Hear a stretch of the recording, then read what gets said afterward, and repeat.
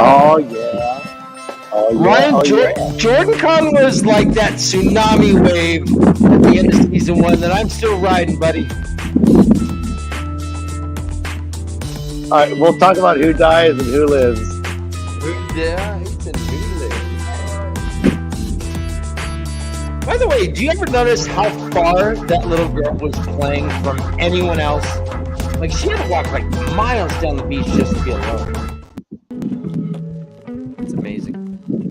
Oh yeah. Oh yeah. Oh yeah. How we doing, everybody? Welcome to Tavern Talk, a spoiler-filled talk show based on the Austin Fantasy series Real Time by Robert Jordan. My name is Ryan, and I'm with a panoply of amazing hosts, hostesses, co-hosts, and co-hostesses. Welcome to Tavern Talk. Let me lower this. All right, everyone. We are here, and we are ready to talk about JordanCon and Amazon. I want to say hi to Jansen and Ashley Haynes. and Beth Domon. Hello. That do be Beth. It do be me. Hello, Ryan. It do be me. Hello. I look at me. I've aged from FOMO. Like Ryan looks like he just got off a fishing boat, catching marlin, and he's sitting with a cold one by the pool. I mean, Ryan's living the life right now. The best life. Yeah. I'm in Shangri-Land. So, hi, everyone. Welcome. Thank you for joining us. There's 19 people here. I appreciate each and every one of you. Thank you for taking your time off this Saturday or Sunday.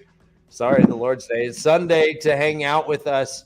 I appreciate your time, and I think you're all special, wonderful people. Go ahead and share it with a friend. See if we can bump this up a little bit. I appreciate it. We are here to talk. Last week was JordanCon 15, the 15th ever annual JordanCon. And there was a lot of fun to be had, but there was also a lot of released information from Amazon about the show. And so that's kind of what we're going to start with, I think, Ryan, is what did we learn about season 2 from JordanCon?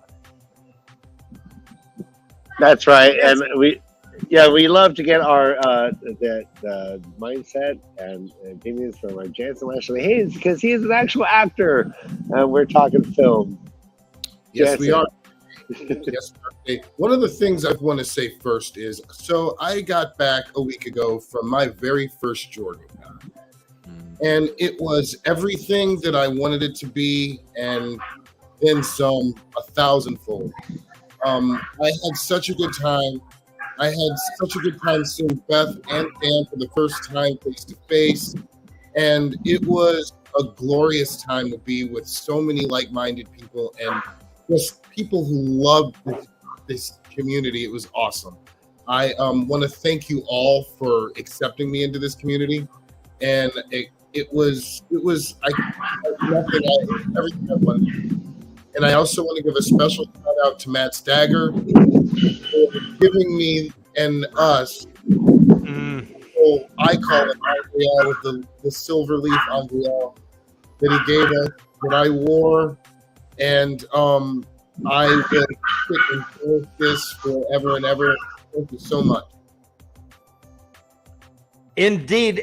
Jansen, I got to say, one of my favorite hold on, let me get you out of solo layout. Where are you at? Exit solo. One of my favorite memories is when I had just met you. I was showing you around the hotel, and we were walking down the stairway, and you said, wait a minute, Dan, are all these people here for Robert Jordan? And I said, yeah, pretty much. And you said, I have arrived. These are my people. But the joy, you're like, wait a minute, all these people? Like that's what I feel as well. When I walk in, I was like, wow, this is a little overwhelming just how many fans there are. It was great. Yeah. Got to see all the boys from over at the Black Tower. Shout out to you guys. Pretty nice. I like it. And it was fun seeing you. But yeah, we got a lot of information, guys, and we got that in the form of the announcement of some new cast members that they have now that we know are going to be playing some new characters that are going to be in season 2. And we also have some questions and answers that were given out by a lot of fans to some of the actors, to Rafe Justice himself, and we got some of those answers too. And real fast, let me just say thank you, MaTsDaGgerX.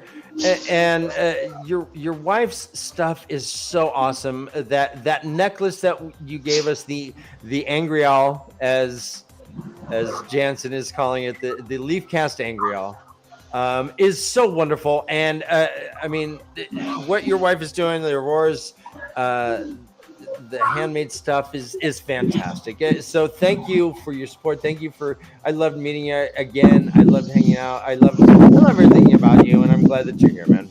And Jansen, if you need a drink, MaTsDaGger still has his backpack. Awesome. Thank you, man. my friend. So yeah, let's jump into it. Ryan, do we have an image of the? Okay, we don't. All right. So there was, and I'll see if I can find it on the fly. But there was the casting sheet that went around, and I instantly thought of you, Jansen, because I've never seen an official casting sheet. Yeah. That lists numbers, that lists names, that has this all down. Maybe you can kind of explain just what we were looking at. I guess Well, sometimes it's like casting sheets there. That sometimes it comes down to like small things that casting directors decide on. I can't imagine how many people were in line to play Bane and Chiad. There were probably a lot. And when you consider the people that they actually cast, I think it's awesome. I think that it's we got this information, so we'll go right into it. So the woman who is playing Bane is a woman named Ragnars, and that's her name shortened. She's Icelandic. She is a 2-time Olympic swimmer. She's also very tall. She's 6'2". And I can't think of a better person to play an Aiel. Well, the irony is not lost on us. That all right. So I have. Let me pull this up. I've swam 2 times in an Olympic pool. How about that? I will say that the irony is not lost on us that someone who's playing an Aiel maiden was an Olympic swimmer. Like loves water. Yeah. Loves the water, right? And she there is a picture out there. I don't know if we can find it, but it is a lovely picture of Bane and Chiad from season 2. We also have, there was rumors out there about a woman named Rima Tiwiata. And there's a picture of her in Prague, and she was the subject of a rumor that she was the one playing Viren Mathlin in the show. So, and I think a lot of that had to do with what she was wearing, because in the picture, she's wearing brown. And there she is, right there, all the way on the right, far end. And she's not playing Viren Mathlin. She is actually going to be playing a beloved character, actually, Shiriam Pionar, from Saldaea, and also the Mistress of Novices. She's a New Zealand actress who has been in the business since around 1987, I believe. She's award-winning, and she's done some really good work. And I'm excited to see some of the stuff. I was watching some of her clips earlier today on IMDb. It's really nice. So, and every actor seemed to have liberty to and discretion on how they wanted to introduce themselves, right? Like some actors were just kind of standing there talking. She had this whole kind of video montage, right? Like she had this amazingly beautiful introduction to Shiriam. Yeah, I think it's going to be really, really interesting how they do certain things and keep certain things out. Because, she's from Saldaea, and one of the things in the book that they always talk about from people from Saldaea are their noses. And I'm wondering if they're going to put prosthetics on anyone from Saldaea. Oh, interesting. If I can zoom in. Is that how? Oh, yeah. Closer? Yeah. All right. Oh. Cancel. Oh, sorry. Stupid. Yeah, she made a mark on me just by kind of how she was very artistically introducing herself, and I loved it. Yeah. I thought she had a great sense of humor too. Yeah, I do too. You're totally, absolutely.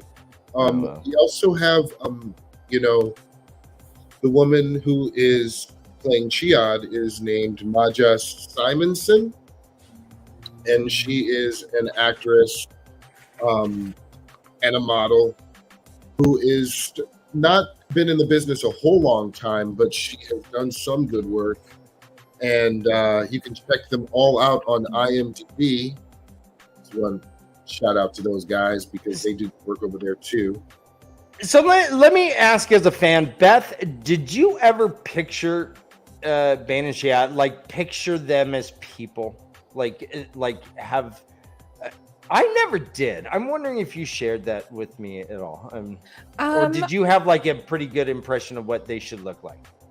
I didn't have like crystal clear pictures in my head of what any of this, really any of the cast or the characters. I should. Oh. I think we're well. Beth, come back. You're right. Beth. The essence, the heart, the artichoke heart of it all. Oh, I hear Beth. I'm back. Oh, there, you're back. You're I don't back. know what the heck happened. I had a bubble of evil just appeared somewhere. I didn't have a clear picture of anybody until the cast was revealed. Like even the Edmondsfield 5 or Maureen or Lan. But now the people who are playing those people will forever be those people in my mind, if that makes sense. But that being said, the casting of Ayoola Smart and the two actresses, I'm not going to name their names because I don't have them in front of me. I've had a year to memorize Ayoola Smart's name. Are spot on casting for Ayo, in my opinion. So is Yosha Stradinsky as Rand. I mean, the casting is spot on. I agree. I mean, I remember when Ayula's casting got released last year, there were, so much pushback because the fact that she's biracial and she doesn't look like somebody who's Irish or Scottish playing Avienda. But I think it's brilliant. And because there is some there are some darker complected people among the Aiel. If you remember, there are people with really dark hair. It's very rare, but it does happen. So I think all the castings have been pretty brilliant from a casting standpoint for the show. So I haven't been disappointed with anybody, honestly. Well, let's go ahead and look at this real fast. Then I'll go ahead and hit play on this. Yeah, brief. So much eye candy. It's so. Oh my gosh, so wrong yummy, with it. So yummy. Something wrong with all of these beautiful people being in one place. All right, so let's go. I guess kind of quite. So here we have Leanne. So she is number 55. That means that she is. What does that mean, Jansen? That means that she's the 55th president. No, that means she's president. It means one of two things. It either means she's one of number 55 on their roster book, and that's the line she's in for like costume stuff like that. She's number 55, or there were more than 55 people trying out for this part.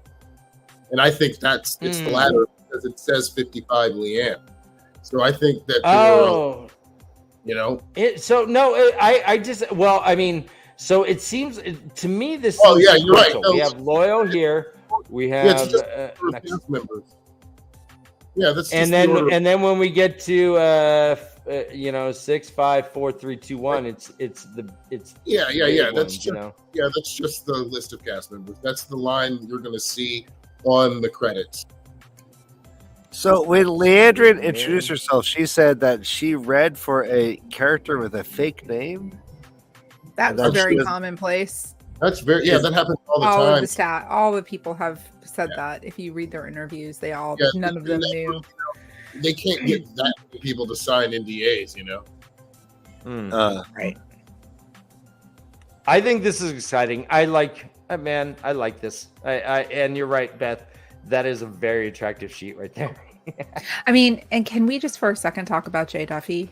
Because it's a very good Dane Barnhold. Oh my God. That's all I have to say about that is that the first 4 words out of his mouth, and I don't even remember what they were, but he had that really. It was "I love you, Beth."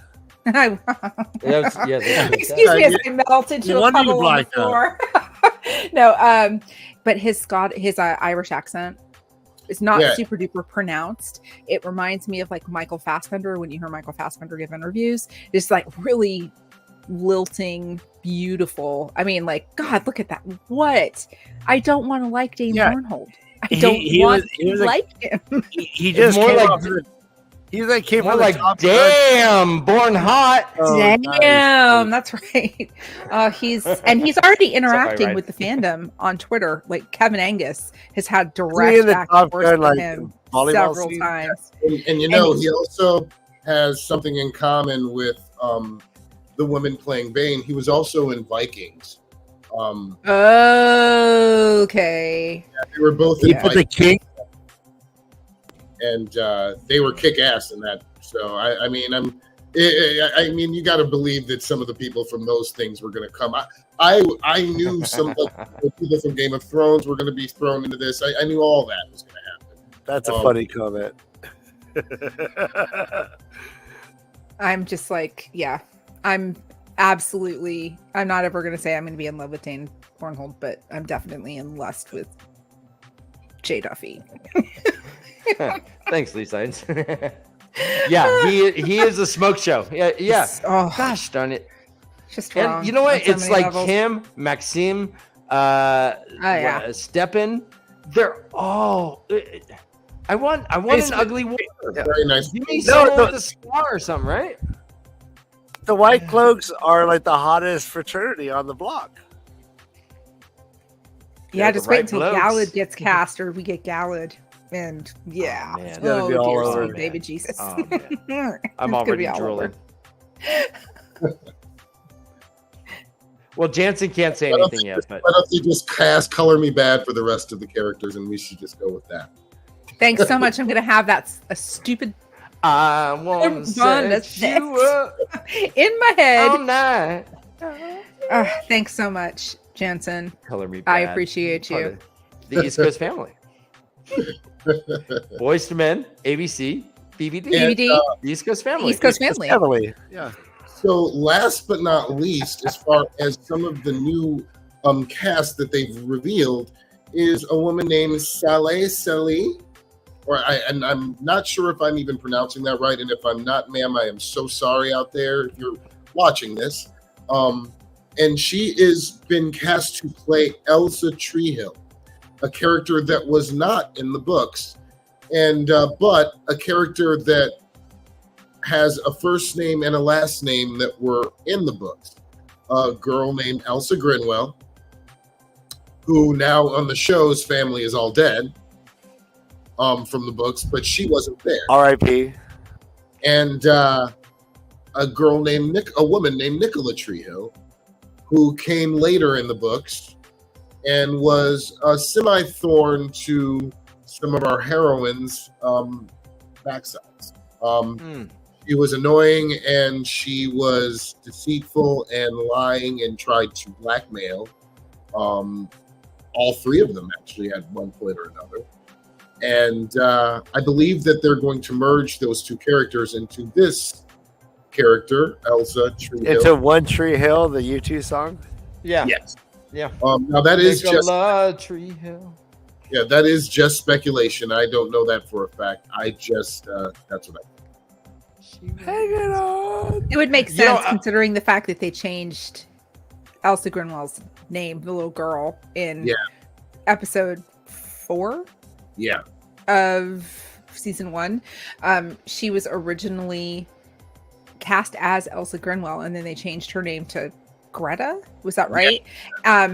But in the closed captioning, when the show first came out, it showed her name, Elsa. So Wow. they had Greta- actually. Greta is changed the the name name. of every girl who dies in a grim fairy tale. I don't know if it was Greta, if that was the name they ended up changing it to, but it did not make the final cut as Elsa. No, shoot. Greta's This just- lived to the guys, end of this the just story. in. This just in.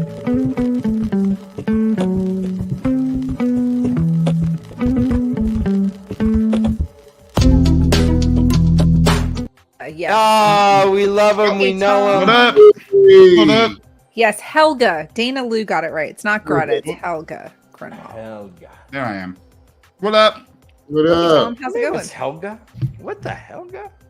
Hi, Tom. What up? I'm What's gonna going apologize in advance. I'm a little fucked up. I literally just walked in the door from we were at Disney for 2 days. So I walked in and I shoved some chicken tendies in my mouth, and I had a CBD gummy at on the car ride home. So Let's okay. go. Right All right, on. What dip did you use? I heard Disney's got some strong drinks. they do, depending on where you go. We were at Magic Kingdom today though, because it was Dapper Day, and I was dressed. I was looking all dapper. Were you dressed Hold on. as Ron DeSantis? Yeah, he got married at Disney. Cosplay Do you know that? Uh-huh. What? Oh shit, my carrier. Yeah. Camera mode. Yeah, he Ron got married. got married at Disney? Fuck Yeah. that. Fuck. Oh my god. He He got blamed his married. wife. Yeah, Fucker. he's like, she wanted to. He got married at the Grand Floridian. Did she Wow. come down like some sort of fairy rope, like slide it? It and, was and right into a mattress, Ryan. That He- Tinkerbell literally would fly into a mattress.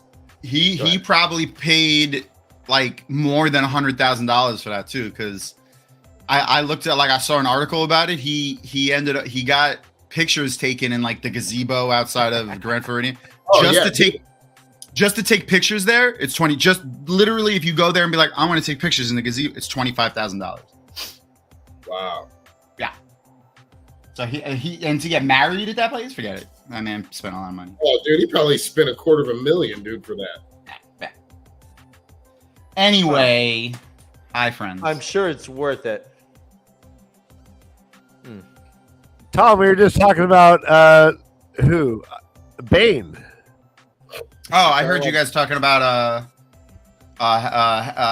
Elle Scrinwell. Yeah, we were talking about her too. What do you think about that? Which one is the name that I like? Ragnar. That's Bane. That's Bane. Okay. Ragnarok. Yeah, it's close. Yeah, God of War video game. I mean, Ragnar, yeah, it's- Ragnars or something. I love the names here. It's almost like like an international hockey team.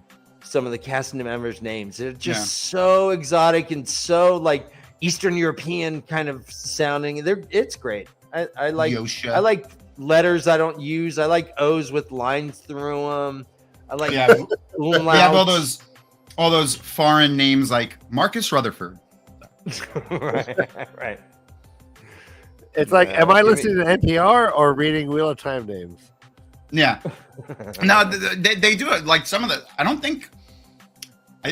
Are there any American actors? I think they're all at least European. No, Daniel Henney is very American. Daniel Henney's American. Okay. Yeah. He's super American. Very American. He's Got, like, super. an eagle tattoo. Yeah. He I sleeps on remember. an American U.S. flag. Is that what you're saying, Dan? Well, yeah, he was in a race and he was wearing red, white, and blue, and they're like, on your mark, get set, go, and he didn't move because he said these colors don't run. It means two things. Well, okay. That's funny. Hello, friends. Hello. Hi, Dana. Nomi Garden, Marisu, Kay. So yeah, let's get into that Q&A, Jansen.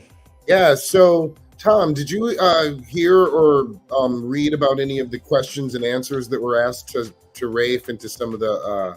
I Cast? did, but let's refresh my memory. Okay. So, I remember, like, I looked into it that, like, we got the press release for it, like, that morning, and that was when I recorded that video, and then I watched it, obviously, at the con, but I don't remember it off the top of my head. So, they got to pool a lot of questions from a lot of fans that were asked to Rafe and to some of the actors, and they were pretty enlightening to me. And I'm going to read off some of them. The first one I'm going to read, and one of the reasons I'm doing this is because this is totally about the show. This is my wheelhouse, and it's shown me a lot of things that I think the fans and everybody are going to like. One of those questions was, what type of Trolloc is your favorite? Yes. That was asked to Daniel, okay? And he said that A dead one? Yeah, Daniel Henney, and his answer was, I like them all. It's amazing work. What the crew did to bring them to life. The bird Trollocs are my favorite. His exact words were the avian Trollocs. The avian Trollocs. Yeah. It was avian. And I will never forget that because Threefold Talk, our friends over on Threefold Talk, are obsessed with bird Trollocs. And I think Bane and Chiad fell out of her chair. First of all, being absolutely shocked that they announced the casting of Bane and Chiad. Yeah. Then bird Trollocs in the same 30-minute clip. I think she probably melted out of her chair onto the floor. Well, I do have questions about bird Trollocs. If I can indulge me Further 1 second. Dan, hot takes or? All right, no, all right. So mammals give birth. Avians lay eggs. Mammals are warm-blooded with hair. Avians are feathered. So I'm wondering, how on earth are there avian Trollocs if it's through a breeding process? And if so, do all Trollocs either lay eggs and stuff? I mean, this is, guys, the people I know the wanna answer know. to that question. Of course you do. Does Jansen know the answer to this question too? Because I wouldn't be surprised if he does. Also, do avian Trollocs have hollow bones? Are they really light? No. I doubt All that. right, go ahead. Tom, what's the answer? There's no. All the female Trollocs are like they're when Agenor created them, they're only for breeding. Like they don't. Yeah, and they want to be pregnant the whole time too. Yeah, like they have like right? Yeah, like they're just constantly pregnant and giving birth. They look very similar. They don't have animal feature, like differing animal features like the male Trollocs, and they all give birth to different animal Trollocs. Yeah, and Murdrell. And Murdrell occasionally, yeah. Okay, so avian Trollocs do not lay eggs then, yes? No. Can we just call them chicken Trollocs? Chicken Trollocs?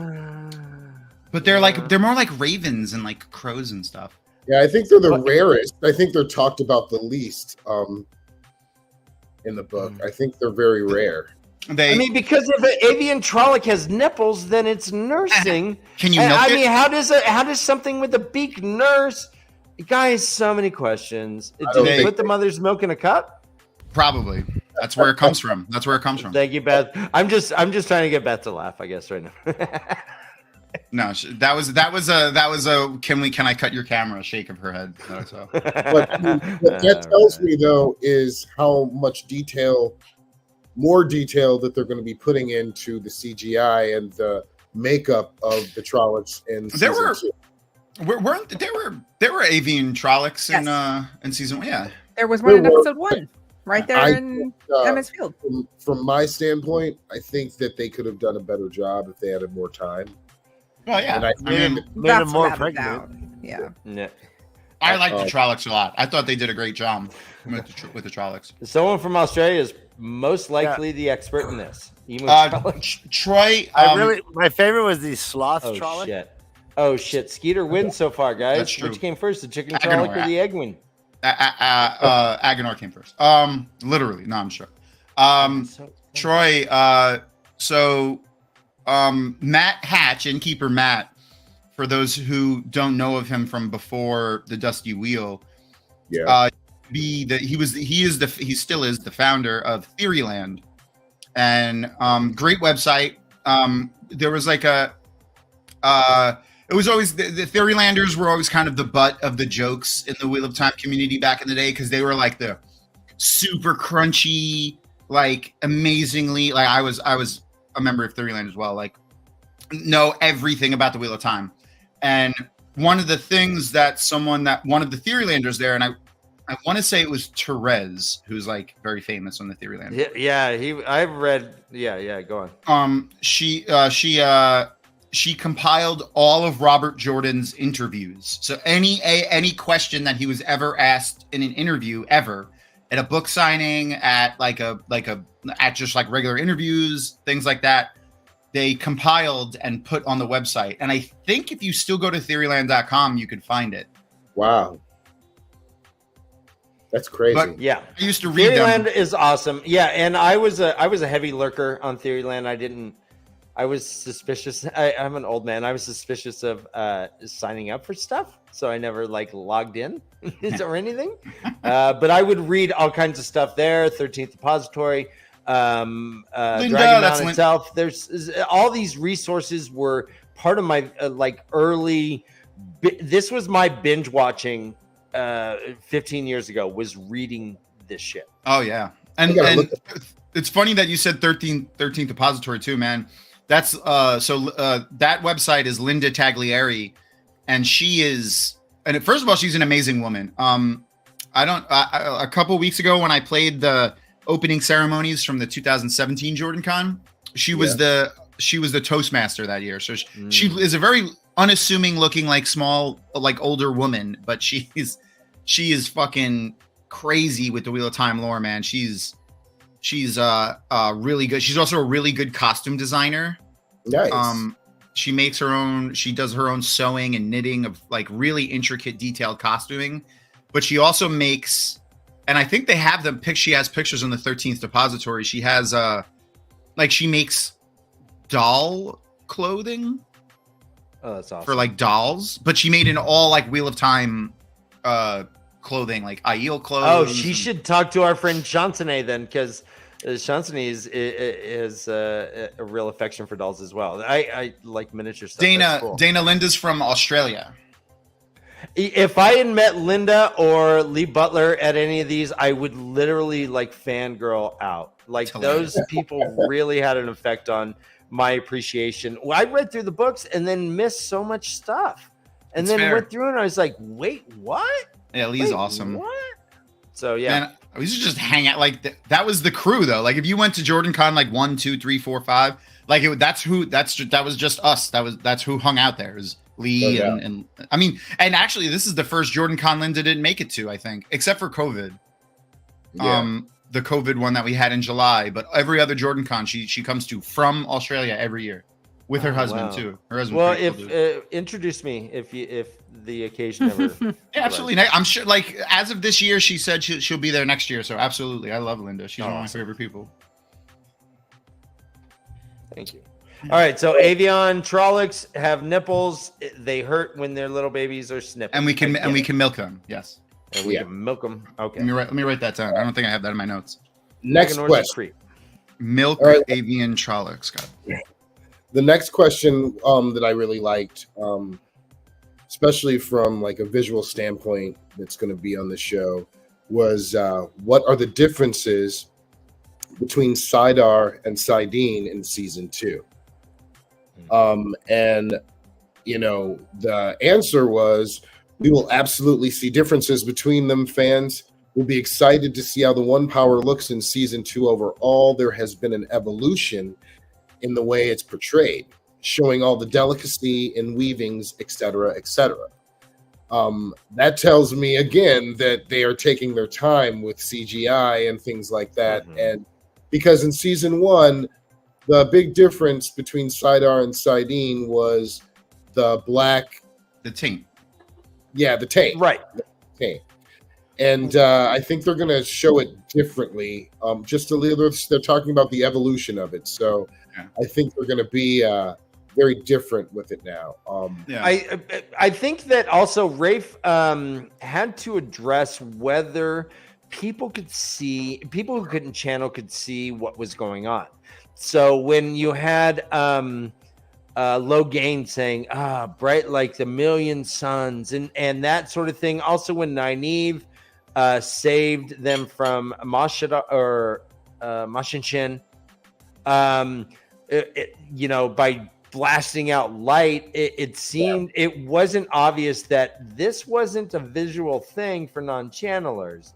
So I wonder if he is going to make that more clear with this coming up, that you actually don't see this stuff. That's actually a really good point. I like that. The way I thought of it going into it was, especially because he never gave like a real clear answer, I feel like, on this. Like anytime Sarah or Rafe ever answered this question, they never really gave like a straightforward, like definitive answer. So what I really think is like what I mean, what I'm going into looking at it as is someone who knows nothing about the one power, and I'm gonna let the show kind of teach to me what their rules want to be, because I mean, you know, they're gonna do something. You know, they're gonna differentiate it in some way, and you know, like Sidene and Sidar, and then they're gonna have to make visually something different than the books, because if, like, think about it, like if they went strictly by the books, all 2 women fighting or anybody fighting with the one power would look like is this. You're right. I really hope that they do that in Tanchico between Moghedien and Nynaeve just having a stand contest. Yes, Yeah. and like being stuck in air awesome. like this, like running, like just being stuck, and like just from, even if it's just for a split second, like as a comedic kind of thing, like a pass, like a serving person, like walking down the hall and just seeing exactly what it, like great. it would just be so great. That would It be would, something I would love to see if they did that. Totally agree. But you know, for like the average watcher, you know, no one's gonna want to watch just people standing there and no visual things happening. So, you know, like I'm wondering if they'll do like something that we as the viewer can see, and maybe people in the show can't see it, and they'll kind of let us know that in some way. Or Absolutely. if We're definitely gonna do that. Yeah. Absolutely. Right. It was Logan himself who said, "Oh my gosh, you're right." That it really was like, "Oh wait, he can see this stuff." And so I'm wondering if they're just going to roll with that and be that, okay, they can kind of see and so they'll be able to tell, or I don't know. No, here's the thing. No, that's not what it is. Do you know why Logain saw that? Logain can see TAVERN, Nynaeve's TAVERN. in that scene, yeah, Yes, Logain can see TAVERN even in the books. 100% could be that too. Yeah. Guys, Remember? so far we only really know about one TAVERN that in the show.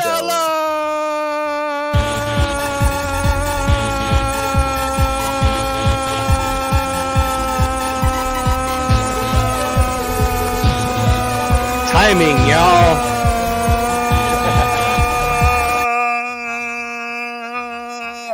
Into the eyeball. All right, sorry. I was dancing. All right, so that I guess that is an answer as well, but that isn't really clear. What looked like shit got bright and everyone could see it, and it looked like that happened twice. Yeah. So we'll see how it's handled. He remarked on how powerful she was in that scene too. So I mean, it could have been just how powerfully TAVERN she was, but yeah, that's true. Mm-hmm. That's true. I mean, he also would have saw everyone get healed. So like, that's not something that normal channelers can do. So like, that's amazing. That's an amazing feat for a channeler to see as well. So I sure would have. Well, even Nynaeve being in my raiding guild back in the days when I played for real Warcraft. That was a crazy AOE heal. Like AOE healing going on. She would have run out of all of her candles at that moment. Like, no more candles left. Beth, even having Nynaeve beat TAVERN is a huge shift in canon. Not really, right? It is. No. Well, not really, because it's never really I don't know if RJ touched on. Okay. But Egwene and Nynaeve had a lot of TAVERN tendencies. Really did. One of my loony theories in the loony theory panel is they're all TAVERN, all of them. But according to Pat and Fane, the Dark One already thinks that there are 5 TAVERN from there. Yeah.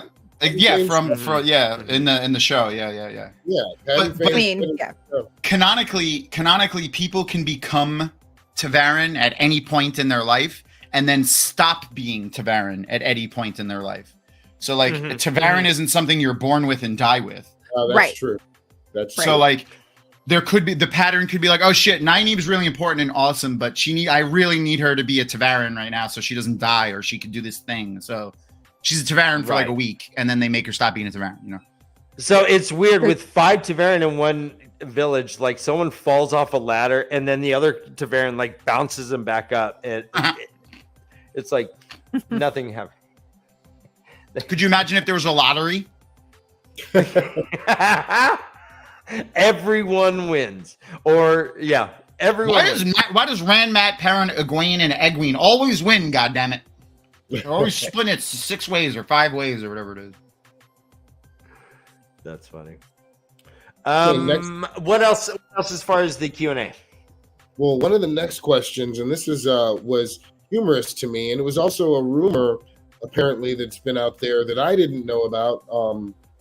And this question was to Rafe Judkins, and it was, what were the main inspiration when adapting the Shanshan on screen? And are they going to have a Texan accent?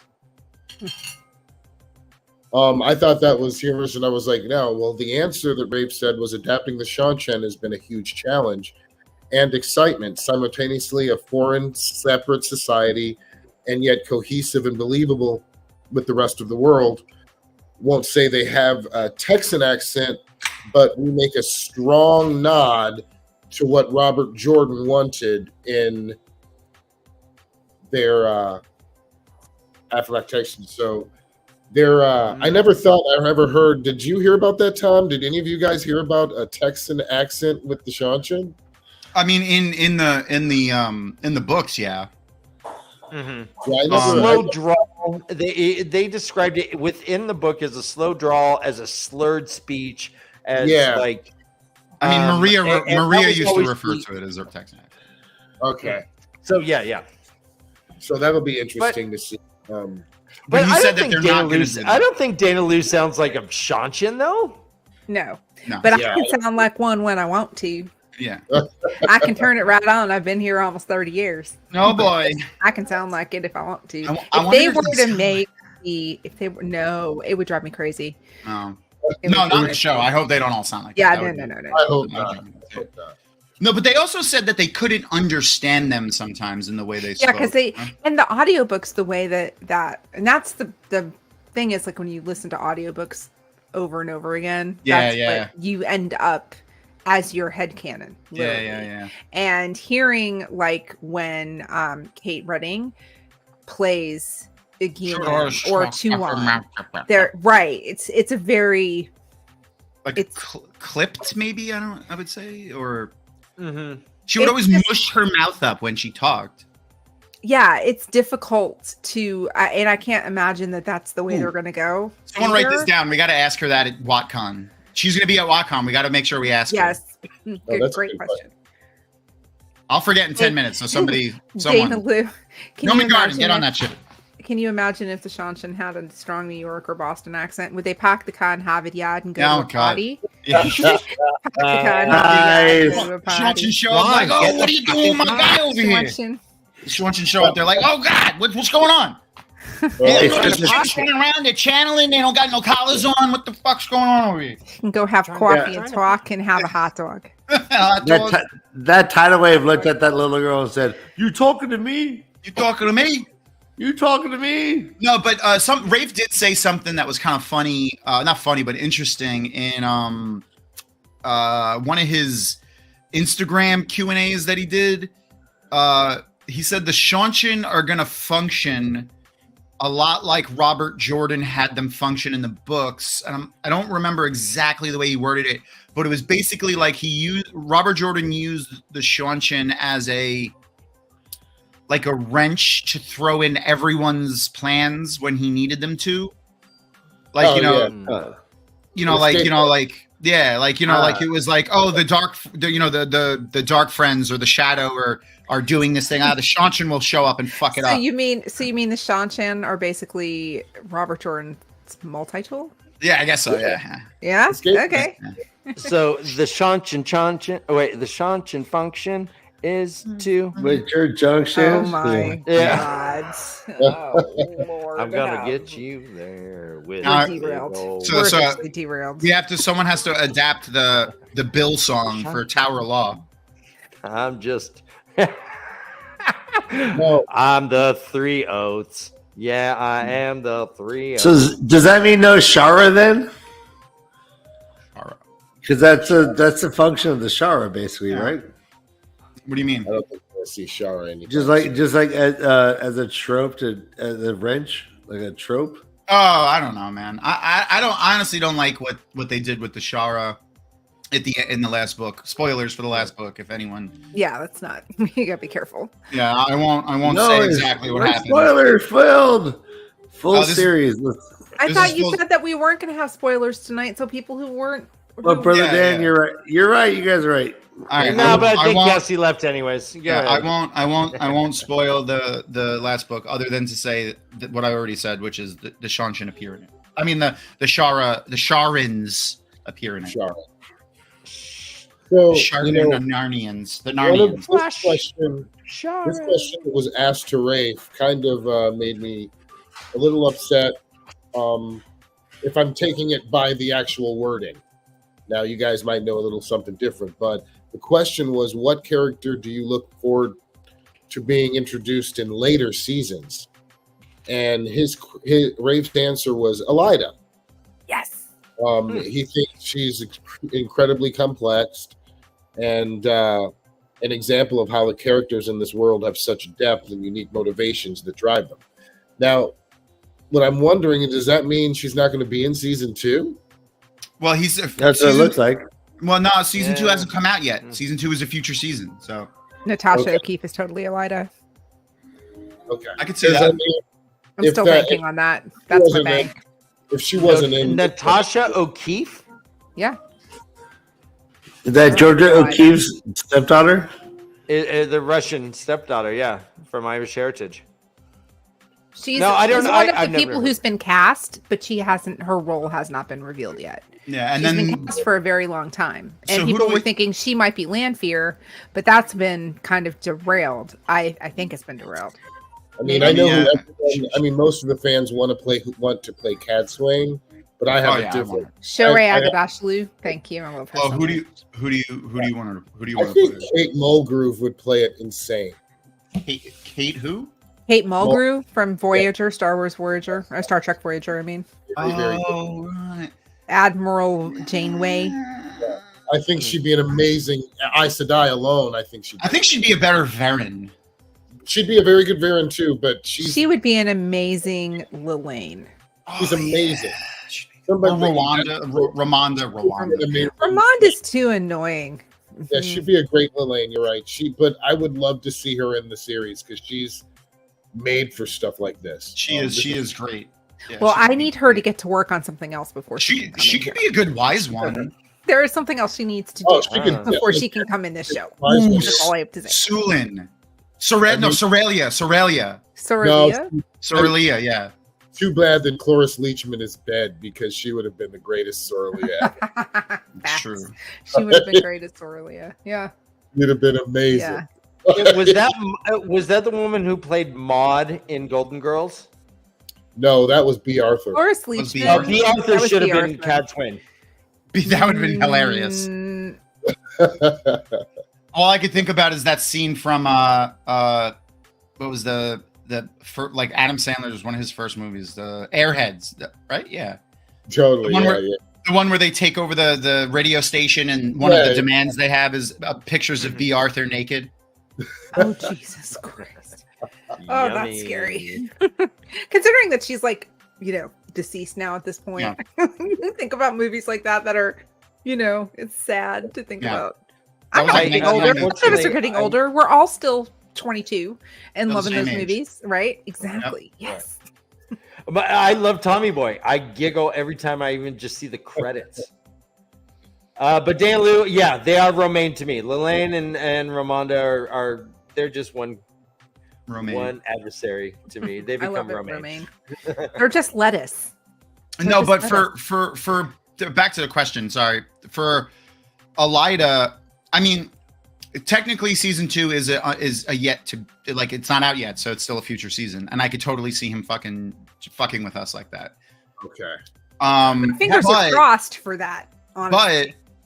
But it's like throughout the entirety of the Dragon Reborn story, like the book, Elida is useless. Like Yeah, that's- from a standpoint of hiring an actress, especially like a big name actress, like just like what are you gonna like? You're gonna have to create an entire storyline. That's totally true. That's true. That's very, very true. Because it's going to probably be a bigger name for that. Matt, Dusty Wheel is in the chat. We're getting a little shade. No Oh. shame, no shame. Y'all got No hard feeling Nice. song. Maybe next time. that first question that y'all got. I was like, get the, and then Matt got me good when I called him a book cloak, and then he said he'd rather be a book cloak than a book dope. And I was like, oh, you win. It's like, you win. You won. You win the game. The game is over. 10,000 points. Tyshar Hatch. I mean, Tom, if it wasn't such a thorough butt beating, I you go. defend you. But no, you can't defend us. It was like it was almost true. It was more than double our points. Matt will know. Matt, who put together all of the Robert Jordan interviews for the Theoryland website? I couldn't remember if it was you or Therese or like a team. Matt will remember. I loved it too, and I read through them a bit back in the day, and I loved that it was like some of them would be like, "Well, I'm just writing this 2 hours after, but this is pretty much the gist of what happened," or this is, it was really organic and like guerrilla journalism. Yeah, it was hilarious. They used to send, they would like whoever lived in the city where he was, they would send someone from Theoryland there, or whoever could get there. And they would take notes and put them on the site. It was that was one of my favorite sites to go to when I was like first finding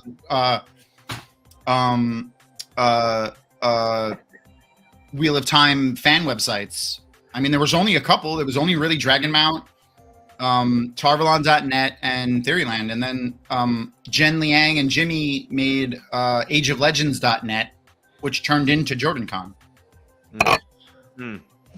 Yeah. Yeah, and again, like I said, that was my early lurking. That was my binge watching before Netflix. Was me just reading for. And in fact, guys, all right. So Lee Butler would do these recounts, right? Mm-hmm. And so on my phone, I was taking a trip to see Ryan in California, and I downloaded so many of her things, and so that I could read through the comments. And there were like 140 comments that were all very smart, and no one really trolled. They were for the most part pretty on point. And so I just read Wheel of Time theory comments about posts on the way from Detroit to wherever. I don't know, wherever. The idea of Brother Dan like downloading anything and then regurgitating it later is mind blowing. Especially from put it on 20 years ago. Tabs. Yeah. Well, no, this was like 12 years ago. Okay. I don't know. Yeah. Anyways, Lee when she came to like the first early Jordan cons, we all used to have ribbons that said Lee's Loonies on them. I gotta go break out some of my. I want to meet. Yeah. These are all heroes to me. They're seriously, they're these names that just kind of loom large. Anyways, are Lee or are any of them characters besides? I think Lee has characters. Well, yeah, there's a ton of characters. Actually, Linda on the 13th Depository has a whole one of her tabs in there has a whole list of all of the named, like all of the people who have named characters in the series. Of course she does. Does Linda herself have a character? I don't think Linda does, actually. God, brutal. So it was Therese and the team. Yeah, I thought so. Thank you, Matt. So one of the last things I wanted to bring up, and this is just a funny little piece of information that people might want to know about the Wheel of Time. There are so many people, cast and crew, because when we were just talking about one of the new cast members who's an Olympic swimmer.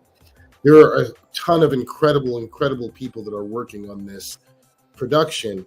And one of them is a guy named Martin in props. Now, this guy is a prop guy for this show, but he actually also won the game Survivor. Huh. I wonder if he's friends with Rafe from the Survivor. Yeah, from Rafe this season? I think so. Yeah. So he was on a different Survivor, though. He was on different, a different country's Survivor. I Googled it after the fact, right? But so I don't remember what country. Yeah, but I'm just saying that's just one piece. There's always incredible people that make these things. And I am am floored by how many amazing people are on this making this thing happen. It's awesome. Yeah. The special effects team is great. I really love the practical effects that they do for the show. I was a little worried about, like, because I love Loyal, but and when they said they were going to go more heavy on practical effects with him, I was a little worried how they would do it. But as soon as fucking Hamed came out and spoke for the first time, I was like, never mind. Oh yeah, he was perfect. I mean, absolutely perfect. Well, so what were your guys' favorite and most unfavorite CGI parts to the show first season? CGI. Episode 8, Charlotte. Worst CGI. Yeah, they hated that too. Yeah, I thought that was just the worst. That was very quickly and haphazardly thrown together. Yeah, like they talked about that. They were behind the 8 ball with it. I mean, you know, that and the whole linking dies to die, and they just like walked into, you could tell it was like a soundstage or something, and they just walked into it. Even the linking in episode 5, right? When they link to Shield Logain again. Episode 4. Yeah. 4. They even the linking there was meh. Yeah, that was meh. Yeah. My favorite was as far as CGI, as far as how it was done. It wasn't even on screen a long time, but was how they did Shadow Logan. When they were leaving it, no, when they showed the city itself. Yeah. Yes. Yeah, From on the opposite bank of the river or the lake or whatever they jumped into. That's been my favorite part of the CGI. And it's also been my biggest surprise, because after reading the books, I didn't look at the land the way that they did the land and the terrain in the show. The show was way more apocalyptic, of seeing older things. You see things from the Age of Legends, like pieces, like in different places, like if you really look. And I never thought about it. And I thought I should have thought about it. And now that I think about it that way, the way that it was written, I should have thought about it that way. But I always think about woods and countryside is all I thought about. Mm-hmm. Yeah. That time they were on their horses, and then there was like the broken bridge in the background. The big broken bridge. And then of course the whole thing at the very beginning of season 1 when they do of episode 1 when they do the pan up when she's like, we're going to the 2 rivers, and then you can tell that they're ruins of buildings. Yeah. And then when we get the cold open, that was awesome. In episode 8, that was where that whole conversation with Luz Theron and say her name because I can't pronounce it. Yeah. What's her name? Pose somebody or another. No, the Tamerlan seat. What was her? Tamerlan. What was her name in the short story? Something like that. Like Dunsame. So I can't remember. It was like Dunsame. Yeah, that person. Thank you, Nomen Garden, Latra Pose Decume. Yes. Oh, and Dana Lou, like my favorite Latra Posa something with a P. Yeah. Jose Cuervo. That's funny. Jose Cuervo. The Pete, like in the Wheel of Time books, obviously the story's great and the characters are great and there's great dialogue and great like situations and moments, but I particularly loved anytime we got a point of view either from a Forsaken or from someone else that was alive, you know, that was old enough to have seen Age of Legends, like when we got the way back Terangriel and Ruidian, and when we actually saw like, you know, scenes played out in the Age of Legends stuff, like Road to the Spear. Yeah, so cool. Yeah, I love that stuff. So let's, there was another bit of information that was shared, and this was through Rafe's Twitter stream. And let me add this. Oh, yes. So here we have, tattoos, right? Full screen. So this was, this is clear trollage. I think I can make this bigger. Like trolling to the epic degree right here going on. I really think they deliberately misspelled Swan's name. Well, I'm not even going to dwell on that. I'm not even going to dwell on that, but let's, I guess, talk about this is supposed to be, let's, I guess, talk about this is supposed to be, this is the tattoos on Swan's back, I guess. And it is supposed to be the Delta, the Fingers of the Dragon Delta, where she grew up, and I guess they're supposed, these little things are supposed to be significant to some point. They match with her father's tattoos to some point, but then they branch off to dictate her own story. Do we know?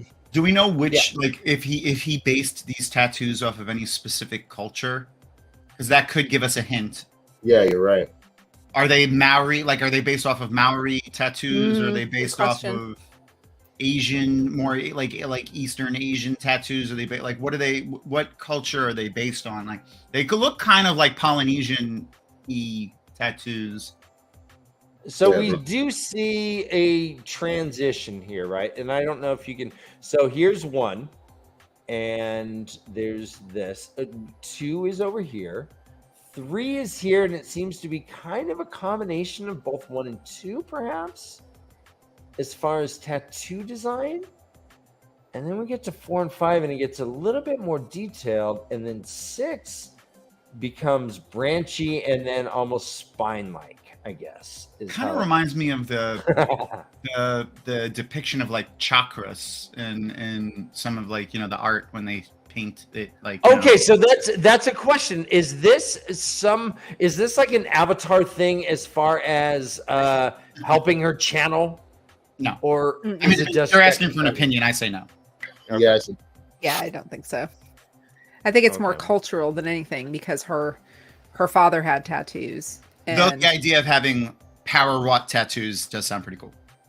Yeah. So okay, I'm gonna be, I guess, kind of a little Debbie Downer, but this thing did not thrill me. I wonder. I mean, so the detail of the tattoos is fine.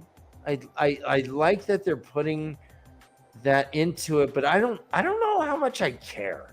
I mean, I don't know. No, I agree with you. I don't think the tattoo itself is relevant. I think it's the trolling of the names that is the big thing of that picture, to be honest with you. All right, I'll pull it back up. Yeah, let me pull it back up. I'm sure. Yeah, but I'm sure, like, I know he's said before that he likes. Well, yeah. I'm sure he likes the fact that he's said before that he really likes the tattoos that they did there. And he's like, why don't people ask enough questions about that? Like, I've seen him say stuff like that. But I don't think they're going to have any, like, huge significance on the Wheel of Time story in any way. I think, you know, they'll probably have some sort of significance to Swan. And I can see her, like, it would be Swain. Cool. Or Swain. Swain. Swain. Or Swain back. Suian. I bring in Suian back. Suian. Exactly. What's up, Do you guys think that the sea folk are going to have tattoos now? Because Terrence didn't in the books. Terrence did not, and we do know that sea folk, their tattoos were significant. I wonder if we're even going to see sea folk. Maybe they combined Tyrans and the sea folk together. I honestly think they might, because they're a coastal people, and I'm honestly, in the scheme of things, the sea folk are very minor. Yeah, if you had to cut an entire syllabization out of the Wheel of Time story, like, originally I said the Ogier would be the simplest to do, but the sea folk could be pretty easy too. I mean, the only reason what's up? If you take the sea folk out, then you take the Myanmar too. Yeah, but they, again, what was their relevance? They had no mass suicide. No. They had no relevance in the scheme of things. They were cool. Well, yeah, but I mean, for an adaptation standpoint. Griel was there. That's but I mean, but that doesn't mean that Tyrion Griel can't still be there without a society. Yeah, they don't need up around it. The Tyrion Griel's buried on an island that no one lives on now. Yeah. Part of what the sea folk did was expand the Aes Sedai's horizons to say, oh, you guys can control weather? That's awesome. And that was never really a thing besides listening to the wind, I think. But again, Suwan does that when she is a child, in a manner of speaking, by helping her father fish. Yep. So it's a great segue into Yes, right. getting rid of. I agree with Tom that I think they're merging the TAVERN culture with And they are dark. Athan Mayar. Yeah. Mir. They are dark. Well, they made at least Swan and her dad dark skin too, so there could be just smattering of different. Guys, real fast. There's 24 people here. Thank you so much. What up? Please hit the like button, and if you haven't already subscribed, we're here Tuesdays and Sundays delivering Wheel of Time content pretty reliably. So thanks for hanging out. I just wanted to get that in. You're good. No, don't apologize. I forget to do that all the time. I'm the worst at that. Yeah. Hit that thumb. Yes, it matters, guys. The thumb matters. We need to know that you like us. We need constant. This is why we do stuff like this. Is why I've always. Yeah, I need constant validation. So I like to cook, because I cook food and then give it to people, and then they eat it, and I know immediately whether they liked it or not. I'm like, yeah. And you're like, how's that? Is it good? And do you guys, like it? Opposable thumbs does not mean that your thumb is going to do the exact opposite of what you wish it to do. You can control that thing. It's not always opposable. All right. Wow. I quit, by the way. I'm gonna leave now. That was the best thing I've ever said. What are you talking about?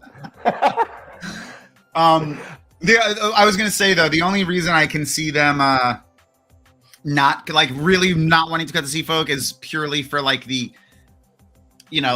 gross purposes of it being like, ooh, we get to see boobies on TV, because dude bros are gonna want to see that, and there's not I feel like from a old white man standpoint, trying to budget for the Wheel of Time, there's not enough nudity in the show. We need to put more boobs on the TV. Episode 1 of Game of Thrones, there was what was it? I don't even know how many naked people were in the first episode of Game of Thrones. So many Trolloc nips, I know. Listen, those Trolloc nips, I forgot who had them at JordanCon, but they were that was fantastic. Oh, fantastic. Absolutely fantastic. Well, let's go ahead. And, are we done talking about the show? Can we jump into the convention, or is that what else did we want to talk about? Oh yeah, anything else? I'll talk about the show all night. I enjoy. Well, one thing I didn't mention before when we said what was the CG that we didn't like. I didn't like the blight at all. Oh yeah, 100%. Again, that falls in episode 8, right? The one thing Everything I liked about the blight was that it sounded like it was growing. It was what? That's what I liked about it. But wait, repeat that. You cut out. What I liked about the blight is it sounded like it was growing. Okay, yeah, that the sound the ambiance of the blight was nice, but the way they depicted, when they did that aerial shot and it just looked like a bunch of mangrove trees, I was like, that was horrible. I was like, first of all, how are you gonna march an army of an army of Trollocs climbing through those trees and merge roll and shit? Oh snap! This is a good point. It always bugged me that the sea folk are supposed to be the best sailors ever, but they never sail far enough to see the Shanchan. They're great if you can see the shore, but once you get beyond the shore, it's a little scary. I need to grab Michael Livingston's new map from the Origins of the Wheel of Time, and I'll put it up on the screen, because they made a more updated map that they were because before this there was only one world map of the world that was an official world map from the thing, and it was in the big white book of bad art, and it was absolutely terrible. And actually, there. So that's the book from Origins. I wonder how big it's supposed to be, because technically Randland is supposed to be kind of like the Westlands is like Europe and part of Asia and a little part of Africa, and then the left-hand side is supposed to be like South America and North America. So if you're looking at it in the sense of South America to Europe, that's a long ride. People why go that far, As the sea folk, as someone asked, I forgot who, Mayhem asked about, why didn't the sea folk see the Shanchan? And we are talking post-apocalyptic shit, guys. People traveled across the ocean, with canoes and kayaks, and the Vikings, and people are even saying some of the the Incas and the Aztecs were doing that too, and possibly the Egyptians. So They were doing that with rickety, bamboo ships and not even like, high grade sails or anything. So it's doable, but why, Yeah, why? Oh no. What? No, that sucks. Like at the con, someone took it. That's fucked up. Noman Garden, I got you. I'll get you another copy, man. I don't know. It won't be the original one. If it was an original one, it'll be one of the new ones. I think I have a couple of them kicking around. What is TBW? The Big White Book? The Big White Book of Bad Art, yeah. This one? Yeah. I have my original one, but it's all beat to fuck. I mean, you can have that one if you want it. But I have one of the new reprintings of it kicking around. I get it to you, man. I got this one at Half Price Books the other day. Really? That's awesome. Yeah, a couple weeks ago. Well, But it's not a hardcover though. It's not a hardcover though. Oh, I got. Wait a This second. is the I got first that. edition. That is, but Ryan's wasn't. That's awesome. Gotcha. Yeah. Yeah, that's awesome. $20, Half Price Books. That's pretty awesome. The reprinted one, I don't like I actually kind of like the plain white book cover off that one. Most of the art in that book is absolutely fucking terrible though. It is Loyal looks ridiculous. I'm like, you guys really put Loyal in this book that looks like that? No. Loyal's You think that Loyal is ridiculous? Hold on. Loyal's gonna look ridiculous forever. He's never gonna no set look of Loyal. Okay, which book is that, Tom? The Which book is RPG that? book. Oh, sorry, Ryan. There we go. Oh yes. That's supposed to be an Ogier at away game. That's rad. That's also That's the rad, cover of That's off of something. I don't know. Look at that Ogier is terrible looking. Look at the big ass head that my man's got. Like, what the hell's going on? And he's got a sword. Why has he got a sword? Well, all that aside, he looks better than. No, I'm looking for it. Yeah, there's some decent art in this book, but that Ogier is not one of them. That might be a Michael Whalen. I wonder if that's a Michael Whalen. I gotta look that up. Someone look that up. No, it says by Charles Ryan, Stephen Long, Christian. No, that might be who wrote it. I wonder if that's a Michael Whalen. I don't like most of Michael Whalen's book covers, to be honest. Michael Whalen, the guy who that's Whalen. Oh, no. The guy that did most of the Wheel of Time book covers? Yeah, that guy. I was don't like the most guy of who it. does the whales. But Or Darryl K. Sweet. I'm not a big fan of Darryl K. Sweet either. Todd Lockwood. That's Todd Lockwood, really? No. I'm just saying he's the best cover artist. Oh yeah, I love Todd. Todd Lockwood It was amazing. I got Todd Lockwood's sweat on me at the JordanCon Dan party one year. I hate you so much. He was the guest. He was the artist guest of honor one year. And What are you holding up, Jansen? what do you got? Oh no, I got the worst. I can't Yeah. see that your green screen is. Oh, your green screen's fucking it up. I can't see Oh, nothing. damn. These are the The artwork from the board game, from the card deck starter deck from the Oh, the TTRPG game. yeah. Yeah. They're all Yeah, the artwork on that's a they're so not bad. different. I mean, the random-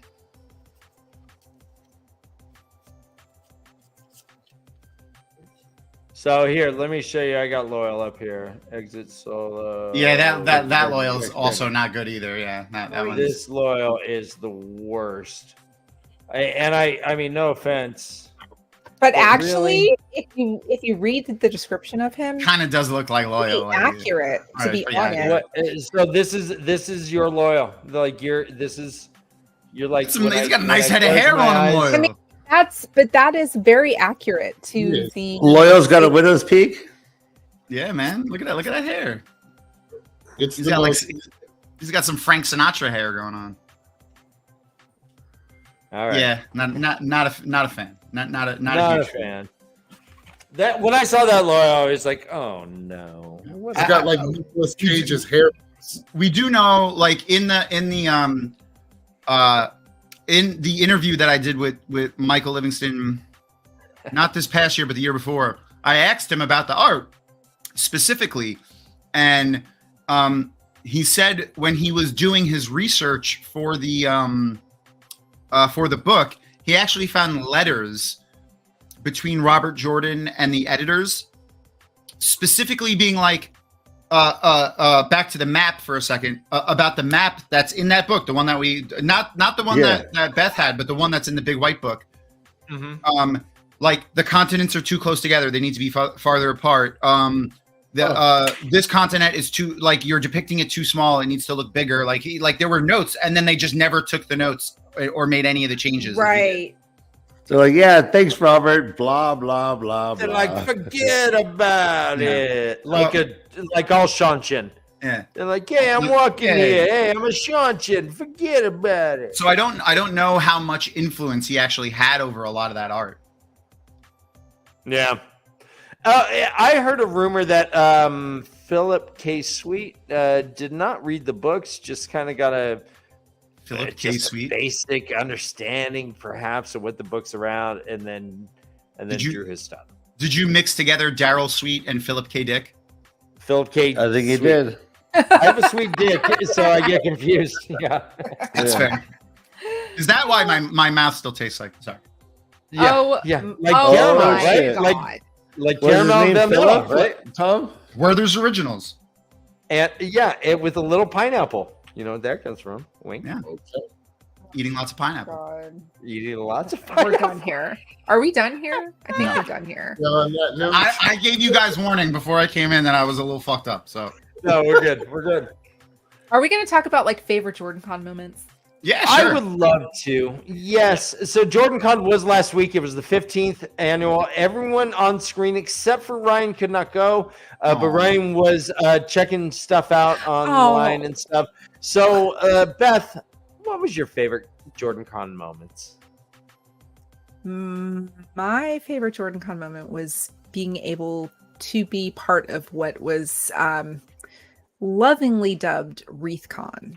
And that was Grace, Bane, and Chiad from Threefold Talk and the Great Blight.net or .com. Great Blight, Nameless's website. Oh, the Lightworks. Lightwork podcast. Yeah, Lightwork podcast with Honest. She had launched this plan 4 months to propose to Rob from Malcure Talks. They started dating shortly after JordanCon last year, meeting each other in person, and she asked several people to be involved in the execution of her plan, and I had the honor of being one of those people, and being able to be part of that and experiencing that and seeing their romance literally blossom. She presented him a bridal wreath, like straight out of the books.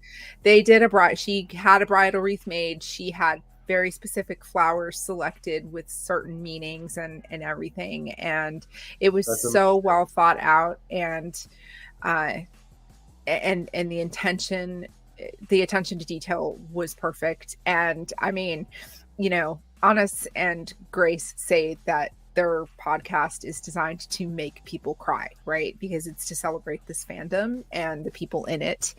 And it was beautiful to be part of. And I feel very special to have been asked to do that. So, and I wish them the absolute best of luck. And that was personally for me the highlight. But again, just seeing all my friends, seeing everybody that I met last year, and meeting like Jansen for the first time this year, and Dashamon for the first time, and Kevin Angus in person, and that's what makes everything so amazing is the people that you meet. Now I've got a Sesame Street song in my head. Who are the people in your neighborhood? Exactly. I feel like we're a bunch of Muppets. We are. But anyway, I heard people recognize you, Beth, but then you put a lavender light behind yourself, and they're like, "Oh, there you are, Beth." Yeah, I had a migraine for the whole first day. I got there with a headache, and the adrenaline kind of staved it off. And I woke up on Friday morning, and they were like, "Your headache, you're mine today, bitch." Yeah. And I was in bed all day, literally all day. Yeah. But if there was a day to miss, Friday was the day to miss, and it was amazing. And I loved seeing everybody, and it was great. You were amazing in watching Ari. Thank you. Yeah, it was a ton of fun. I have two answers for that. I have the funny answer, and the real answer. So the funny answer is my favorite moment was this night. Oh yeah, we're accepted. Tom, Yeah, Meet I Tom was- became yeah. Dovie's bitch. Yeah, well, I was a Damani. I was a captured. I was a captured accepted. You're a Lida. Yeah. Oh yeah. Here we go. I'll take it. So there was that night. That was a lot of fun. I had fun with that. But really, honestly, not to bite off Beth, but like the same thing, man. Just seeing everybody again. Like, this is the first JordanCon that I didn't have like a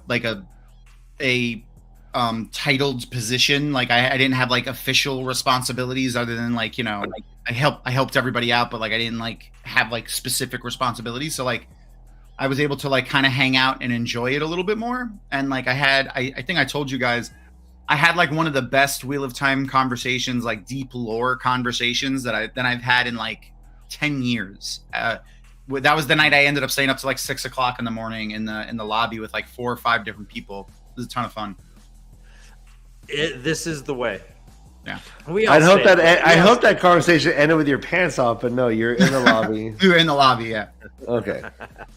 Jansen, as a first timer, what were your impressions of the convention? Seeing everybody and meeting everybody was awesome. It was so much fun, and like we said at the beginning of this broadcast, that just getting there and seeing how many people were there was so cool. But one of my favorite moments was after I got there, 20 minutes later, I was thrust into Wheel of Time Family Feud.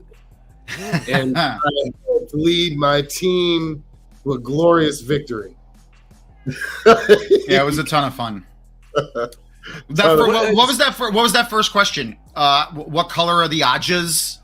Yeah. Like, oh man, that was tough, man. That was a There was only question. 5. Yeah, that was one of the questions.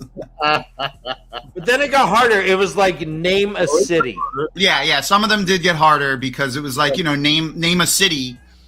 It was name a city that shares its name with its country, but there were only 4 answers, but there's way more than 4 cities that do that. So it's kind of a guessing game at that point. But Name a city that shares its name with its country. with its like, you know, Like Kyrian, Kyrian, yeah. Like the Vatican. Like the Vatican? Amador.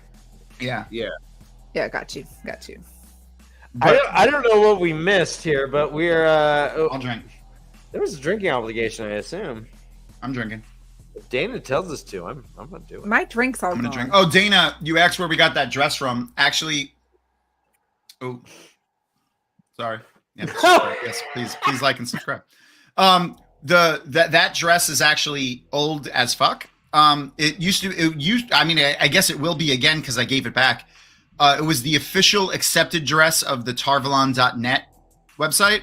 So like if you were to get raised from a accepted to an Aes Sedai like live at like a live event, they would give you that dress to wear. So my wife wore it one year, and the next before we were supposed to give it back, we had a big hurricane, and I thought we lost it, but it ended up in the bottom of a box that I unpacked this year because Oh, that's awesome. terrible. But it was in a box for like 15 years. But the short answer to that is there's a woman that still is a member of the Tarvalon.net website that had made that dress and can still make those dresses. After 15 years, it still fit you, Tom? Yeah, it fit great. Let me tell you. Let me There's a comment, bug. if I can, on the convention. I enjoyed meeting each and every one of you. I'm not one to generally approach people, but I tend to try to think that I'm receptive. And so each and every one, I met Brother Zachariah and his mom. I really enjoyed meeting you. I hope you're in the chat soon. I enjoyed that. There was just people that I didn't meet, people I did meet. I did not see that many of the panels. I went to Mistress Dovie's polyamory in the Wheel of Time, which was a fantastic discussion. That was a great with really smart people, and that's what JordanCon does. Is it tends to bring some really smart people together and up on a table and talk their stuff. That's Mistress. Yes. That's Dr. Mistress Dovie to you. Dr. Mistress Dovie, rat specialist. Yes. And bat special. I don't know. All nighttime mammals, I think. Yeah, and I enjoyed Twatcast as well. I was part of their panel, and it was a good time. Oh yeah, the Would You Lie to Me? That's actually a great TV show too. If anyone likes to watch British humor, it's a British. Well, the other game team show. didn't say any lies, so it was kind of hard. Oh, and also we did do a live interview with Jason Denzel. He was kind enough at the last minute to jump on and speak wonderfully. He hung out for about 45 minutes, and it was great. And so, Jason was, again, just like everyone else, like who is super receptive and is down to talk. Everyone is open. I did not meet a snob. I did not meet anyone who was aloof or standoffish necessarily. There was no drama. Is that Besides, because I think someone had to go to the hospital right now. Well, hold on. I think someone had to go to the hospital for alcohol poisoning. But besides that drama, yeah. Ryan, what'd you say? Very little drama. I said I feel like you're making fun of me. Tom got trapped in the elevator for like an hour. Tom got trapped in the elevator, right? And we did have a fire alarm at like 9:15 in the morning. I was so mad. I was so was the air conditioning working though, Dan? Brother, who got out of bed? AC was fine. Did anyone actually get out of bed? Tom, did you get out of bed? For the fire alarm? I was already downstairs. I was woken up out of a deep sleep. And I was already in the lobby. Was I freaking pissed. And there was a poor woman I was rooming with Delusions of Grundle and Jess, the Amelin study, and Jess was already gone, but Delusions and I left to go out to the stairwell at the same time. And there was a poor woman in a wheelchair being carried down the stairwell. That's insanity. And she was stuck there. And she had two people helping her. Oh. And Delusions if you guys know Delusions, she is a runner. Like, get on my back! Fit. She just sprinted down the entire stairwell to find somebody to get help to get up. And then, of course, by the time she got down there, they were already like, hey, no big deal, false alarm, all clear, whatever. Someone was smoking in their bedroom, by the way. That's what it was. Yeah, I heard it was in front of the elevator on the 6th floor. Okay. Someone was smoking in an area. Someone was smoking in an area they weren't supposed to be smoking. Damn. Yeah, and so the entire freaking I didn't even get out of bed. I imagine you waking up amidst a sea of bodies. Did any of you guys taste the taint? Oh, I did. Oh, delicious. Ryan. Josh squirted his taint directly into my mouth. That's amazing. It was pretty great. I didn't even gag when I got the taint. Yes, Tom. I think all of kept right on. Beth and Tom, I think everything you're saying right now are categories on Pornhub. It's true. Possibly. And they're both reasons why you're permanent hosts on the show.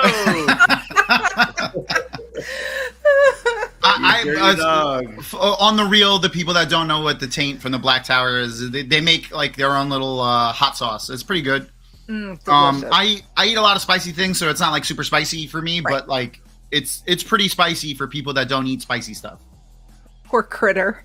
Oh, she tasted the taint live on her little live stream that she did, and she just about it was much. I mean, she really liked it, but she says she has a pretty sensitive palate. So yeah, like that was awesome. I went to all right. So this person will remain nameless on a live stream, but I went to a Indian restaurant with someone who I probably can identify to this group, with someone who thought garlic chicken was spicy. Oh wow. The chicken, like the waiter was like, "There's butter and garlic and salt on it," and it's like it's too spicy. It's too spicy. Yeah. Okay. Now I want to play Guess Who. You won't be able to guess. So as far as JordanCon, it's a fantastic experience. If you've not gone, consider doing it. I want to bring my son. I mean, he's a fellow nerd, and I think I'm bringing my daughter next year. ton of fun. And I for can't those who have maybe I doubt there's anyone here that hasn't read the series, but like if you haven't read the full series, that's fine. Like JordanCon isn't a Wheel of Time convention. It is a science fiction and fantasy literature convention that is heavily themed for the Wheel of Time and is named after obviously Robert Jordan, but it is the Wheel of Time is one of 8 tracks at JordanCon. So there's a full fantasy track, a full science fiction track, a writer's track, a gaming track, an art track. There's a lot of stuff to do there other than the Wheel of Time. Yep. Yeah, and I can't wait to meet your daughter, Jansen. I bet you I'm gonna like her more than you, and I kind of like you. So right, I believe you will. From the little bit that we saw her on camera that one time, I was like, she looks cool. Yeah, she just started the Wheel of Time last week. Nice. Let's go. Right, what else? Anything else that we want to talk about here? About JordanCon? We gotta get going. Yeah, Jansen's got to wrap it up. Oh no! All right. The dance party's awesome. They have a full con suite where they take people's like eating stuff. You know, like they have gluten-free options, vegetarian options. It's a great convention especially for the price that it is. It's only like if you buy the tickets early, I think it's like $47 for like all 3 days. That's not expensive. Yeah, even at the it's ridiculously not expensive. Did you get that at the con? Wow. I won this. The luck was with me this weekend. I won this. This was a giveaway that Lightwork podcast did, and awesome. I won this. That's and I also won a library hardcover from the Black Tower podcast of Fires of Heaven, and then I also won an autograph. What is going on? Cards of Heaven from Michael Livingston, given away by Malkier Talks. Yeah, let me know when you read that, Beth. I love that series. I'm going to get it on audiobook because I don't read real books anymore. So I will. It's next on my TV. Beth, show me that bag. So that bag has not only the real time symbol, but this is from Trian. Map. And it has the map in there, right? It has the map on the back. Trian does this beautiful work. It also has a strap that goes on these sides, but it's very long, and so it's inside the bag, and I put it in. Fancy. And the only reason why I'm not going to use this as a bag is because every time you want to open it, you have to undo these straps, so it's not like it's magnetic or a clasp down here. If it was a clasp, I would be using this as a bag every day. I would be totally walking around town with this bag. That wouldn't be too hard to replace. Probably not, but for now it is a lovely prop in my backdrop to my Wheel of Time shrine. That could be a really cool cosplay piece too. Yes it could. Awesome. Anyway, the luck was with me. Yeah, for real, and it's a great time, man. I don't like crowds, and I like this crowd. I don't like groups of like-minded thinkers, and I like this group of like-minded thinkers. It's such a I remember going for the first time. For people that don't go to conventions or stuff like that, man. It's such a cool thing to be in this large group of people that all kind of are there for not maybe the same reason, but there are probably, I want to say 5% of people that go to JordanCon that have never read the books, including some people that work there. But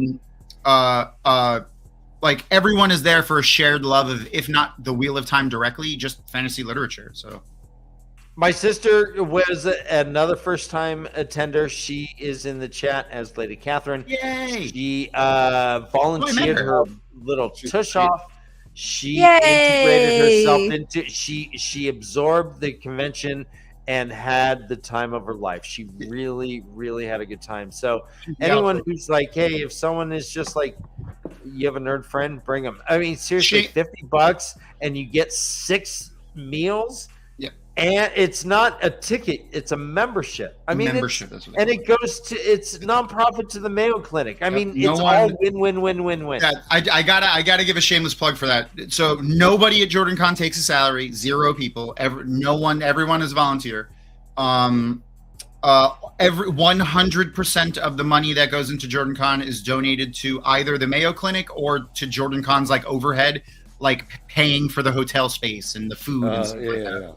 And the the best way if you're a newcomer to JordanCon, or even if you've gone for a couple years but you still don't know a lot of people, first of all, it's run by volunteers. So like we need volunteers always. Yeah.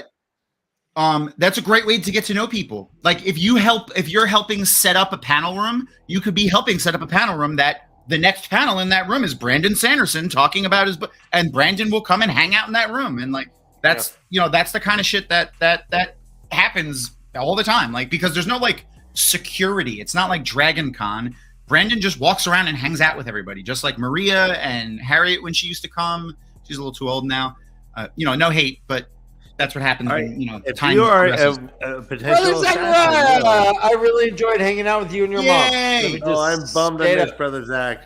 Oh man, it was awesome, and I wish we could have hung out more. But yeah, I'm glad you're here.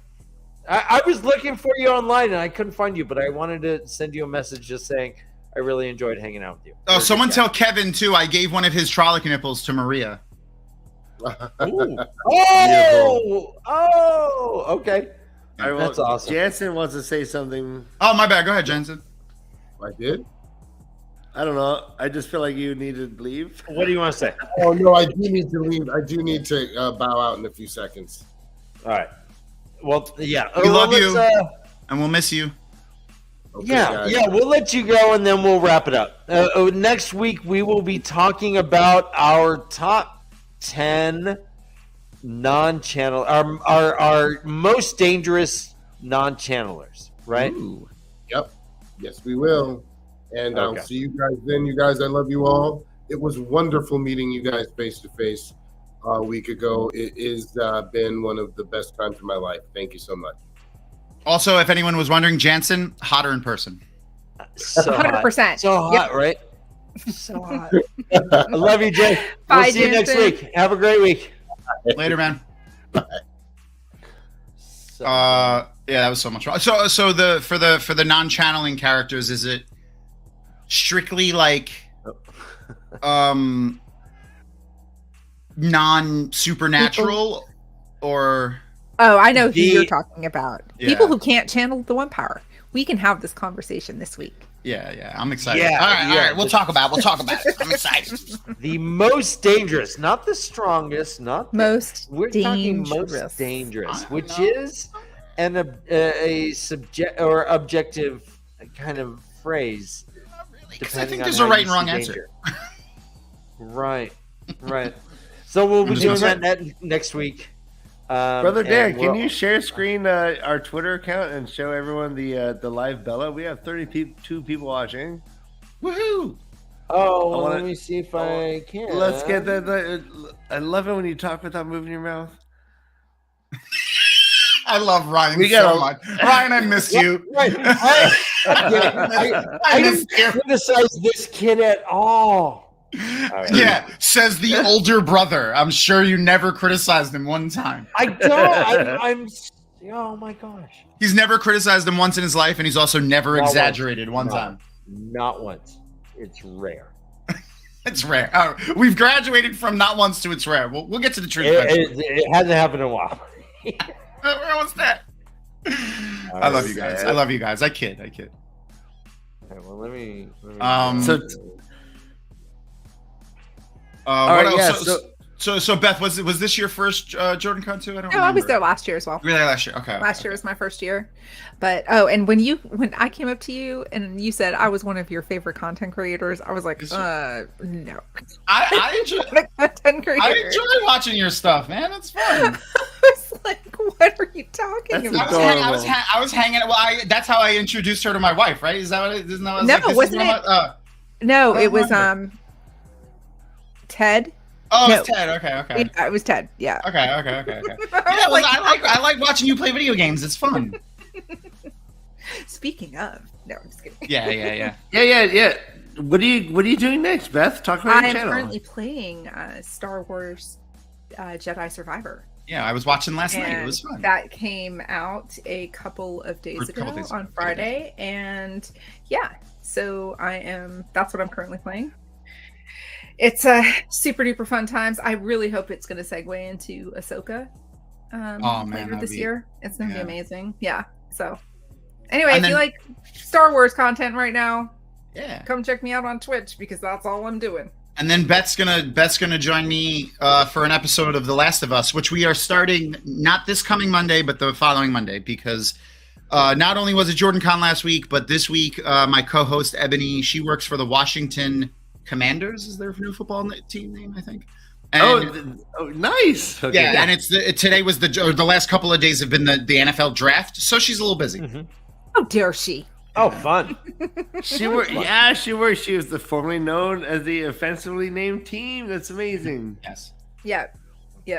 I heard they Work changed the that. name just so they Amazing. could hire her because she's like, I will not be. I will not work for you if that's what. I will not be Redskin. And then they're like, all right. So Ryan, we'll change the name. let me give you public praise here. The Bella phenomena is a real thing. I went to the Family Feud. It was like name horses in the Wheel of Time. The number one wasn't Bella. It was Bella. Yeah, It absolutely was. It absolutely was. Yes, it was 4 L's and 5 A's or whatever. You have started something that is growing, and so to that, Here we go. we went ahead. Oh yes. in your honor, and hopefully we'll get the sound in here too. I'm not sure, but oh shit. Hold on. Do I have to share screen with No, sound? you say share No, you audio can. though on the screen. On the screen. Let me see. Share audio. It's an option. Share audio. Sharing the I don't see it. I'm sorry. See it? I'm gonna play it. Is Yeah, it we I going? hear it. All right.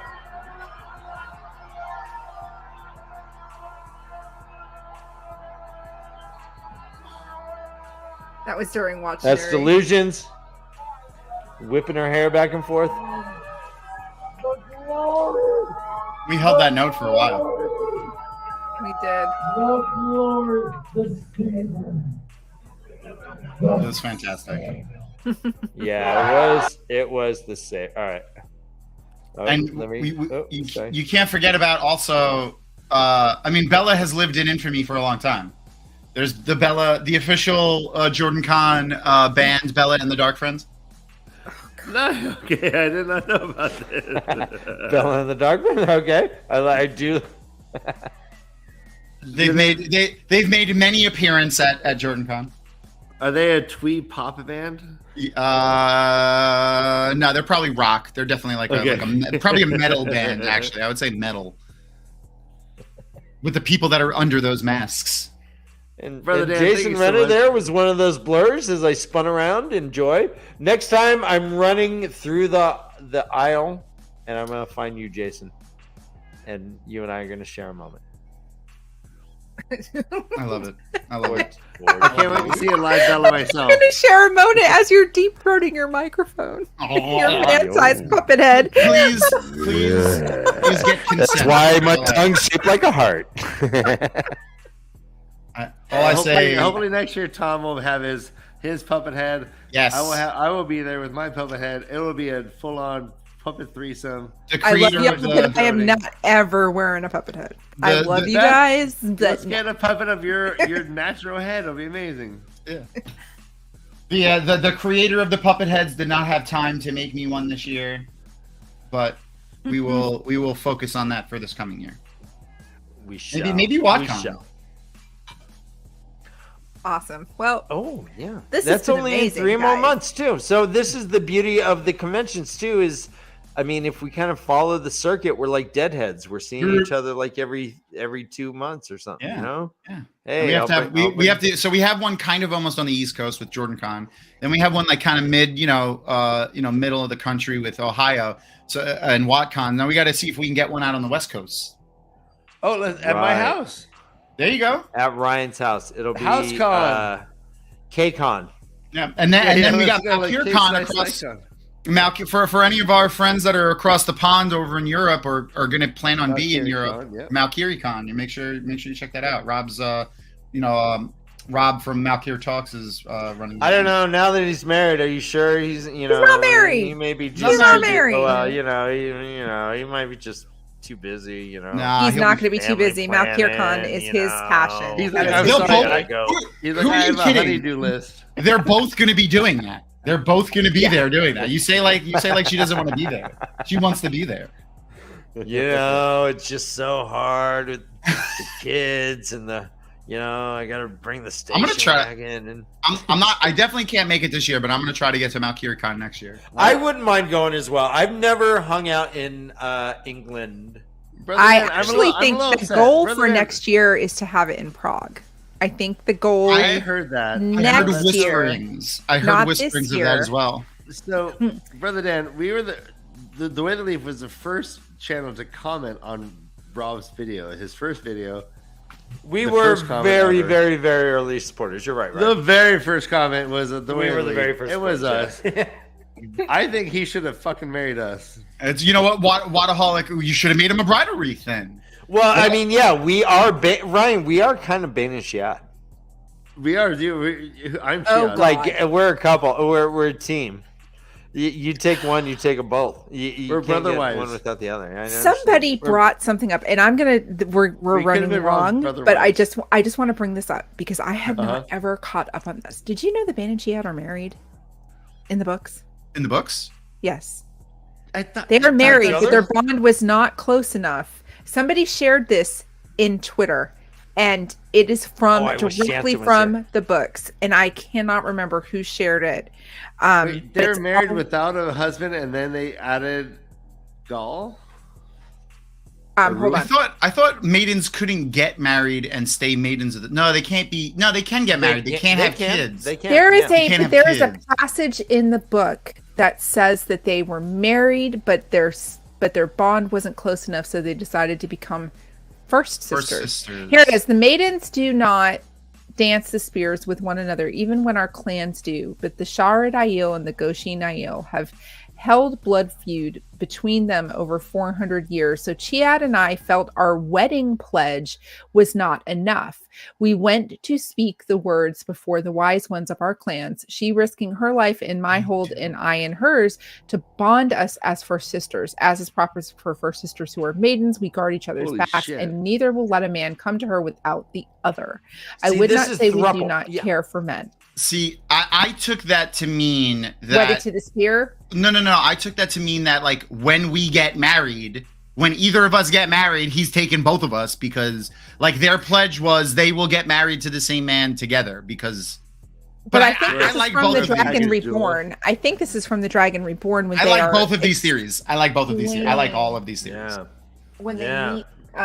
I'm gonna do a little bit more research. on We're that. gonna Maria, and we could also Maria and find this out. Yes. See, we'll I do like to that. think that Bane had We should like kind Motho of Maria that Bane and find out. had a boyfriend that was friends with Shad. Shad's like, this guy's kind of a chump, and they I got like it. really close. They're like, you know what? You could do better. Even my headcanon now is going to be that they got married. We Instead of, can, "Hey, no, Google, not it's you Hey, can do. Maria." We can do better. I think we should pick one dude to I was satisfy. going to say Ryan can't do better, and either can you.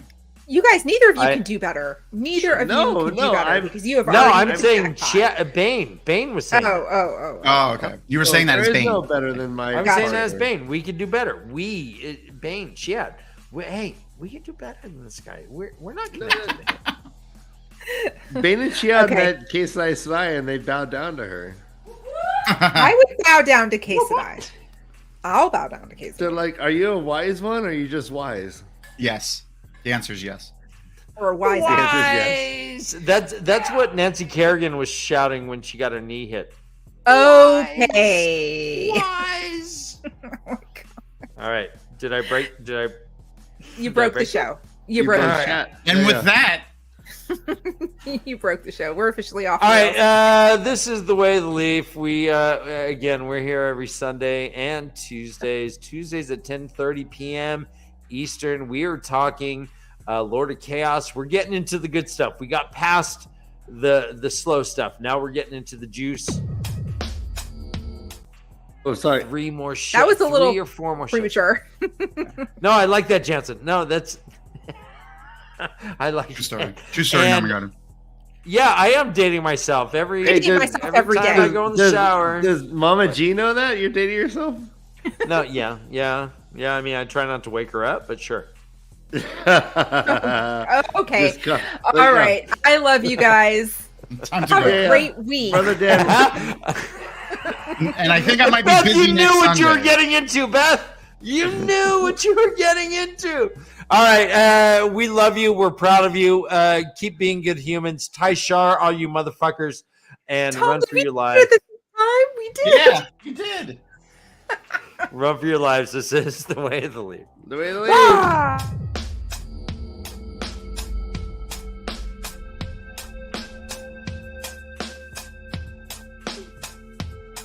Jansen, so great.